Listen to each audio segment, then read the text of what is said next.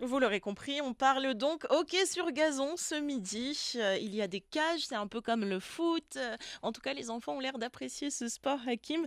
La forme moderne du hockey sur gazon trouve tout d'abord son origine dans la seconde moitié du 19e siècle en Angleterre. Oui, le hockey sur gazon s'est véritablement développé en tant que sport britannique, puis s'est ensuite répandu dans le monde lorsque les soldats britanniques et ouvriers anglais l'ont exporté aux quatre coins de l'Empire britannique.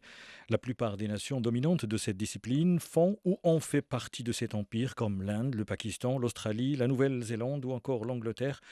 Ça, c'est pour les hommes, mais pour les femmes, c'est l'Europe qui domine, les Pays-Bas notamment. Les explications de la gardienne de l'équipe de France, Lucie Hermann.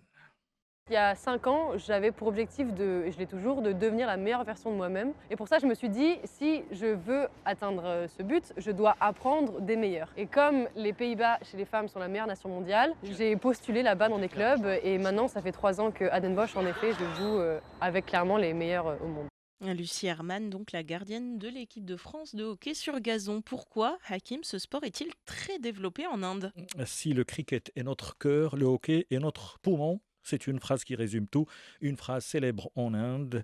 Il y a plusieurs explications à cela. La disponibilité des grandes parcelles de terre, la simplicité de l'équipement ont fait que le hockey est progressivement devenu le sport le plus populaire. La sélection indienne a remporté plusieurs titres, 8 fois championne olympique, donc 8 médailles d'or. Et puis, des légendes ont inspiré la nouvelle génération une sorte de passation de témoins. Du coup, eh bien, c'est une flamme qui ne s'éteint jamais.